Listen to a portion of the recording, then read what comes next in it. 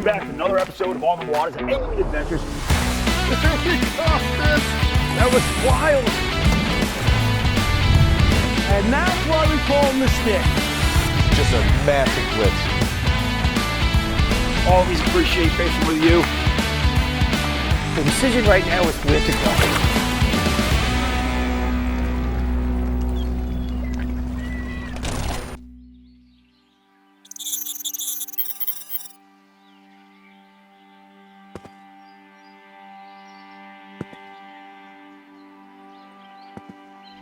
Bottom fishing sometimes gets a negative rap.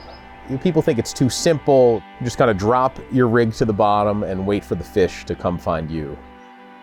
But not all bottom fishing is like that.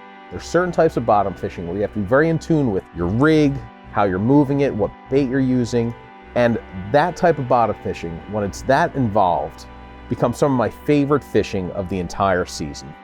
Over the years, I've had an opportunity to fish with a lot of great captains out of Newport. I love fishing that area. Anytime you can go out with a qualified captain, whether you're targeting bass, fluke, to tog, whatever it may be, there's some great captains down out of Newport and out of Narragansett Bay. And so one of those captains was Mike Littlefield. Last year, Captain Mike Littlefield told me he dialed in a great late summer bite of big fluke. So back in April, we put some dates on the books for the end of August to try to get out there and catch some big Rhode Island flatfish. As we walked into the dock, I asked Mike how the fishing had been. He'd said it had been pretty good, and then his buddy said, "Mike, just tell him the truth." And Mike kind of looked up humbly and said, "Caught a 12-pounder yesterday." So that was all we needed to hear.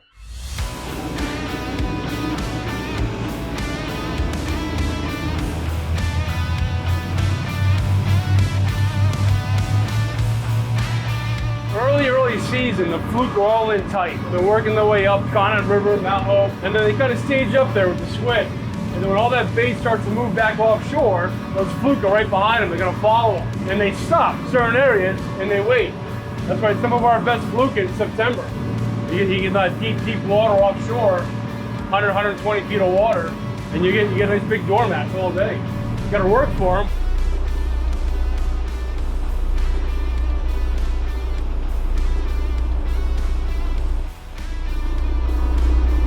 Actually, come in and look at this one over here. You see, that's all your sand eels. Oh man. That's all bait on the bottom. That's good. That's what we want to see. I don't want to start marking sea bass. They beat the fluke to the hook. I want a bottom like this, and that's when I know, all right, we're in the right spot. So let's do it. Mike, what are you thinking, 4 or 6 to start? I would probably, let's see, we're doing 8, 9, 10 for now. We'll try 6. Yeah. Okay. Yeah, 6-ounce jig to start. Oh. Paint shine was definitely like hot yesterday, anything that glows. There's a 6 right here. All right, so these are the V2s. These are the ones I've been using a lot. I love them. Nice sharp hook on them, big hook too. I like a big hook like that. So I'm using like an 8-aught or a 9-aught hook. Gulp right here. Don't stick your hand in there. Use a D-hooker.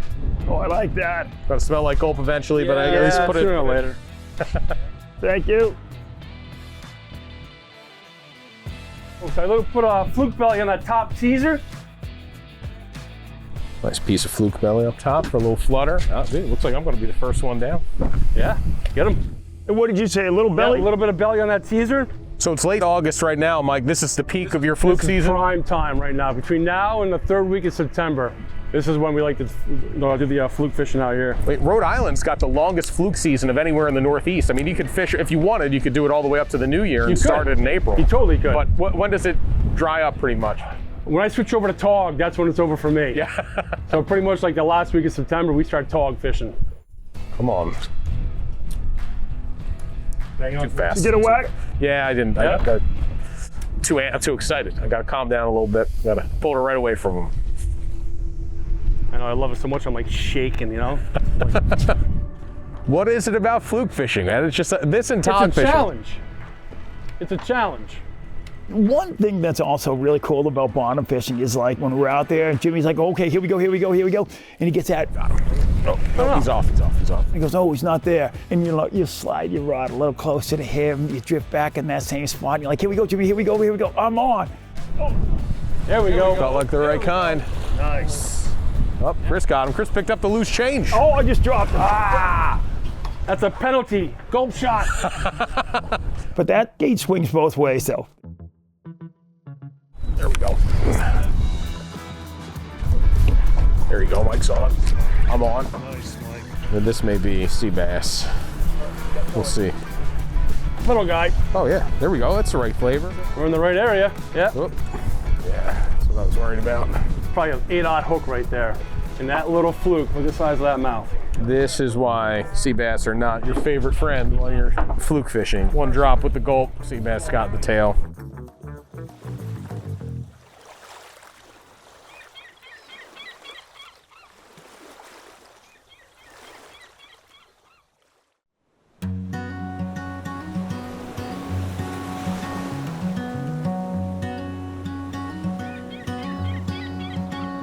Fluke's always a challenge. So you're always trying to find that new ground, that new structure, and trying to find those haunts where those fluke are actually hiding, waiting to ambush that bait. When we showed up to our first spot, I knew we had to find the fluke. So we started catching sea bass right away on that certain side of the hump. So I knew I had to shift my tactics and try the other side of the humps. And then we started marking the sand eels and the other bait on the bottom, and we weren't marking the sea bass. So I knew the fluke are there. It's just we got to figure out which ways the boat got to drift in order for them to actually hit. Mike, what pound test braid do you use for this? So on my spinning rods, I got a 30 pound Okay. J braid. All my conventional, I just do 40. Jimmy was saying it earlier, the nuances of fishing for fluke. It's just everybody has a different little jigging style. I look up the line and Mike's got just a very subtle twitch, twitch, twitch, Yeah. twitch, twitch. Jimmy's got a little bit more of a pronounced jig. Mark is more like, oh, I just got to whack there. Mark is much more subtle. I haven't had a chance to see Higgy, but everybody has just a slightly different nuance to it. I got my own, Oh, I saw that. I got right my own there. rhythm, and then when it changes, I know the fluke's on it. Just bouncing it off the bottom, subtle. And what's crazy about these fish is that you think they take one swing at it, they actually won't. They'll chase it. They're followers, man. They're following it for sure. It's funny, you're on the bottom, then you get that big swell and it just comes right up off, you know? Oh yeah, yeah. It's like an automatic jigging machine. That's exactly it. Yep. This is a 1999 Osmondale. It's an H&H. It's a true 40-foot boat by 15-foot wide. I was fishing out of a 31 BHM. That was a beautiful boat, but I wanted more room. I wanted something that was comfortable for people, that we could fish in days like today, blowing southwest 20, 25 knots, 4-foot ground swell coming in, and we were comfortable all day. That's what I wanted in a boat, and this is what I found, and so far I love it. Oh, Max. Man, not even a chub Mac. That's like a mackerel. Horse mac. Yeah, that makes great fluke bait. All right, where should I toss them? Bellies on those? Oh yeah. Loaded out here with mackerels. Yeah, they're whacking mine on the way down. Now, is there a certain length you like on those? Some guys like them like that, but that's gonna take a while for that fluke to eat that. Probably about half that size, 6-inch maybe. Just enough. He gets 2/3 the way up, he's full. Mike, what's your number one fishing superstition? This your way of telling us you brought bananas, Chris? Whistling on a boat, no whistling. Yeah, It whistles up the wind. That's probably number one. I like it. I never heard that Yeah, one, whistle dude. up the wind. I like that. Higgy, what's yours? Put it this way, we tagged 5 giants and I was wearing a banana suit. I will not wash my bibs until I've had a bad trip. I can't wash the bibs. I didn't know that you could wash bibs at all. I didn't know that was an option. Well, your bibs could stand in a corner by themselves. I could walk home, dude.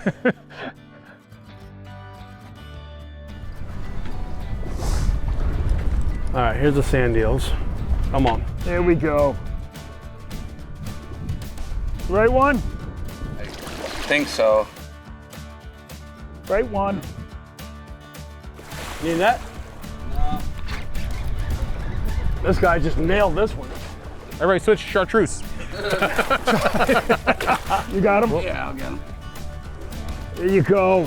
Here we go. Ice has Whoa. been broken. Mike's got a nice one. A little better, right? All right, we found him. What'd you do, Mike? What'd you throw on there? I put on a new penny grub. I used to love that in the backwaters. So I just tried like a sand eel color. Little fluke belly on there. You go down to 4 ounces? I went down to 4. 4 is definitely better. If you guys can go down to 4 and get that scope, they're getting a little bigger. Nice. Absolute. You know, now we know where they're at. So now we're gonna hammer this spot. This is where we were getting them yesterday. This general area right here. Do a quick measurement. Keep her all day long. Right on 19. What we do is when we go to bleed them, so right in the tail, you follow this blood line down. Do a little poke and see all that blood coming out. There you go. That way the fillets will be nice and white. And then we bleed them out in the live well. Then we go to fillet them, they'll be nice and white for us. Are we taking off? Yeah, let's go back up. All right.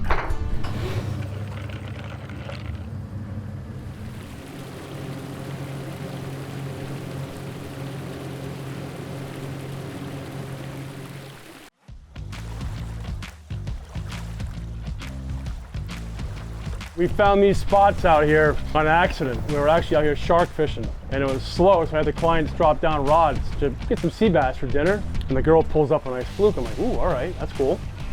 Pulling up another one, all right. So on the way home, I told Higgy, I said, we're going back tomorrow. We're gonna go fluke fishing and see what's out there. And we came out and we just smoked them that day. So ever since then, I was like, all right, we're gonna start trying new areas all out here. Once you saw where they were, type of area, you could find more of it. So don't be afraid to try new things. Think outside the box. Ooh. Oh, you son of a bee. Dropped him? Yeah, he's coming back though. Yep, There he is. Nice. Hit it again. It's funny, my drag was really loose. I had enough time to lock the drag down and drop it back down. And that's how ferocious these fish can be. Yeah, they just follow it. Oh, double. Double. Big sea bass. That's a big one, man. Good for the grill. That is good for the grill. Is it a season here right now? They are, yeah, 2 per person right now. Yeah, you just got your limit. Yeah, a whole 2. I just got my limit. Not necessarily what we were after. And this guy's gonna get a stay execution. That guy's a little small. What's the length down here? 16. Yeah, that guy's good. You don't want. It's fun to catch, but we don't want it. Nice jumbos. Yep. Yeah. Mike, I know we told it was a fluke trip. Right. Yeah. We should have said we're going for sea bass. We were going And then we to would have been whacking them. That's a beautiful fish. But we're gonna go ahead. This guy's 17 and a half, 18. That's all of 20. Throw good them in there. size. Good eating right there. But we're gonna get back after with the fluke. It's funny, when we see them in Buzzards Bay, they're so much darker. All right, mix them up, Jimbo. Whatever comes up, you just close your eyes, you stir it up a little bit. Anybody try the American one yet? I just went to, you know what, I had the American. There you go. Oh, look at this. America. Oh. That's a fluke. Yep. So the head shakes. Before we were like this. That's why I like that I angle like on that, there. 4 ounces. Yeah, 4 ounce jig. Because we're only doing a half a knot now. Woo! There he is. There's one. Oh, there it A is. lot more to go. Mike, you saying that was trailing it for a little bit? And I actually fed it back to him like a piece of spaghetti. Let him And slurp that's it like right you in. said, the difference between a 4 ounce ball and the 6 ounce, right? Right. 6 is straight down, you're not getting a lot of You're not play getting on that that scope on it. So for any angler that fishes, every time you go out, there's always this small element in the back of your mind. You're gonna catch your personal best on this trip. You know, I picked up a couple of fish, but all of a sudden my rod just went thump. Oh yeah, boys, there she is. She hit like a freight train. That's what you want. Lift him, lift. There you go. Hell yeah. Nice and easy, brother, nice and easy. Oh man, that guy took line and please don't be a dog. Dude, I thought you were snagged. Fluke will give you those big head shake, bam, bam, bam, bam, and it just going, and it was heavy. Then all of a sudden it goes on a run, and I'm like, I've got myself a doormat, maybe an area rug. Now it's, I gotta put the brakes on this fish. All right, I gotta touch the drag. No, don't do that. Don't. Yep. Your drag's good. It's not gonna run out of line. Now I'm thinking this isn't a fluke. We were throwing out things like school bluefin tuna, 50-pound striped bass. We had a lot of ideas for what it might be. I'm not getting, oh! No, he just turned. This can't be, I don't think this is a, but what is it? Is it a big bass? Still peel and drag. Yeah, he is. Yeah, coming up this way. We'll get right out of your way. I gotta get. And just before we got a look at it, the line broke. Oh! And you wonder in the back of your head, like, could have I handled that fish differently? Was it even a fish? Or was it a shark? Those are the ones that kind of keep you up sometimes at night. Out here, there's a lot of different predators swimming through here. It's also what keeps you going back out, you know, when it comes to fishing. Oh, it could be it could be the mahi color. They love that. Fusilier. I suppose it'd be neat to see a fluke eat one of those for the first time. Yeah? Initially, it had to be a fluke. Yeah, no, it definitely was. Nice. Still on, Jimmy? Oh yeah, I still got him. I think it's a fluke, but I don't think it's a real big one. So we'll see. He may grow. It is sea bass. Oh, now it's gone. Sea bass? Sea bass. All right, let's go back up, guys. All right.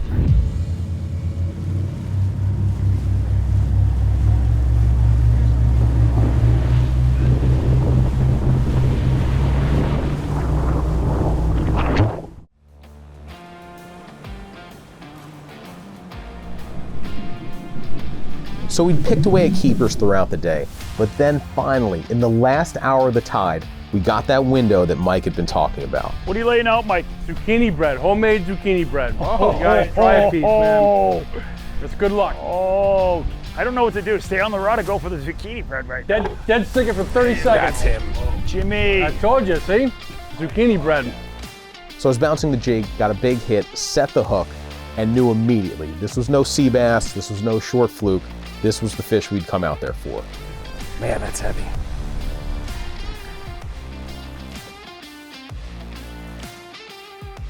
There's nothing worse than thinking you've got a big fish on and losing it, because then it only grows in your imagination. So as I'm reeling up, the fluke is hammering away with its head shakes. I'm going nice and slow, fishing a light spinning rod, which is bent over to the cork. It's a great fight. I'm having a ton of fun. And then we get a look at it and everybody just kind of erupts. There we go. That's a nice fish. There That's a we really go, nice fish. Jimmy. It's a real one. Scooped. Nice job. Yes, thank you, man. You get a piece of zucchini bread. Hey, your rod's going off. Rod's going off. I just got hit. That was the fish that started off really the next 4 or 5 drifts of great fluke fishing. Dude, Mike, this is what we came here for, man. Oh, yeah. Hell yeah, dude, thank you. Jimmy, nice job. I got hit right before that. That's the lure, Jimbo. Who set you up on that? Beautiful fish, man. Look at that on the jig. Fluke, especially big fluke, are really interesting looking fish. They have this big, wide, compressed body. They've got both eyes on one side, and they have a mouth full of pointy, razor-sharp fangs. Those fangs are designed to reach out and grab a bait fish or crab or squid that swims by and hang on to it long enough for the fluke to rearrange it and swallow it whole. When you see the size of a fluke's mouth and know how predatory they are, you know that the bigger the bait, the better when it comes to catching keeper size and above fish. Dude, 26. Hold on, let's get a weight on him. It bouncing between 6 and 6.5. So 6.5. Yeah.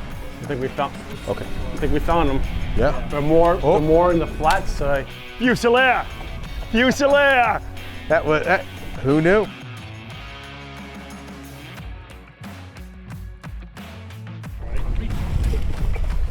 Oh man. I've got to stick with it. I got to dance with the one who brung me, dude. You got to dance with the date that brung you. Hey, Mike, was there a hint of gulp in that bread? Yeah, a little gulp juice. That's the secret ingredient. Or was that just from my hands for the last 2 hours? The first look at him is always the best. You're like, First look, you're like, that's 10 pounds. looks like a big manhole cover coming up. You go, Higgy.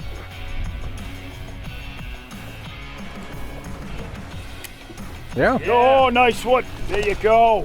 We definitely know it's fluke now. Oh, yeah, we're in Fluke He's City. getting them. Like, so that little adjustment on that last drift, we were out of the sea bass and into the fluke, man. So whatever the bottom difference was, It's more sand here. Yeah, we'll go back up and go a little further now. everybody's fluking now. Oh, he just peppered. I see the head shakes. Oh, real nice one. Oh, dude. That was the drift, man. Yes! That's a beautiful one. Gorgeous fish. So this is what Mike was saying earlier. The tide was gonna swing around 11 o'clock, and all of a sudden we just got into him. Jimmy got a real corker, and then Higgy got one, and then that's when Mike explained that, hey, if Higgy's getting him, it's on, and it was on, because I got one. That was a hell of a drift. Yeah, that's what we want. Oh, dude. And that guy left, perfect. Something about bottom fishing, so fun. Oh, especially when it's like this, where you have to, you know he's there. Yeah. How can you, Entice him, right? yeah, how can you seal the deal? Mike, what are we moving at? Right now it's 0.6. We're slowing down a little bit. Yeah, I was gonna say you can. Oh, come we see that, Jimmy? You saw that. Yeah. There it was.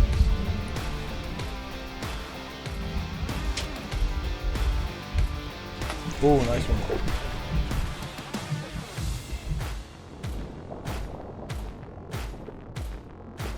A little darker. Nice one. He's so close, we're gonna let him go. Yep, that's good karma, Mike. Good karma.